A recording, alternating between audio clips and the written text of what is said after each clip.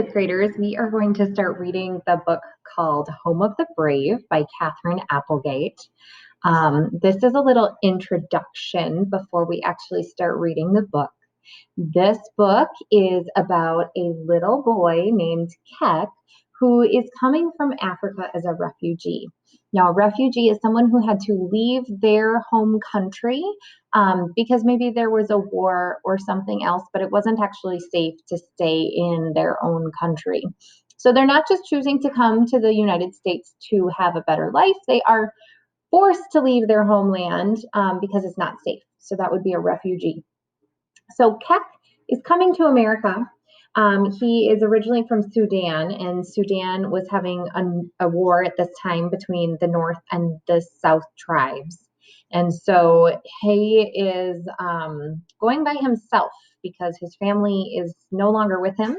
And he arrives here in Minnesota, and it's the story about what happens as he comes. So we are going to be starting today with the first part. Each part in this book actually starts with an African proverb.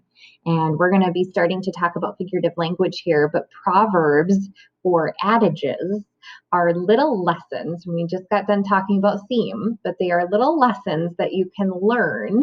So a tiny nugget of information. So this one is, when elephants fight, it is the grass that suffers. So if you think about elephants, two big animals, and they are fighting in the field, and all of a sudden the grass is being trampled. So it's the grass that suffers. So basically it's saying if there's two things that are fighting, a lot of times the things around them are what is affected and hurt. So I'm going to start with this first chapter. This first chapter is called Snow. When the flying boat returns to earth at last, I open my eyes and gaze out the round window. What is all the white? I whisper. Where is all the world? The helping man greets me, and there are many lines and questions and pieces of paper. At last, I follow him outside. We call that snow, he says. Isn't it beautiful? Do you like the cold? I want to say, no, this cold is like claws on my skin. I look around me. Dead grass pokes through the unkind blanket of white. Everywhere the snow sparkles with light, hard as the high sun. I close my eyes. I try out my new English words.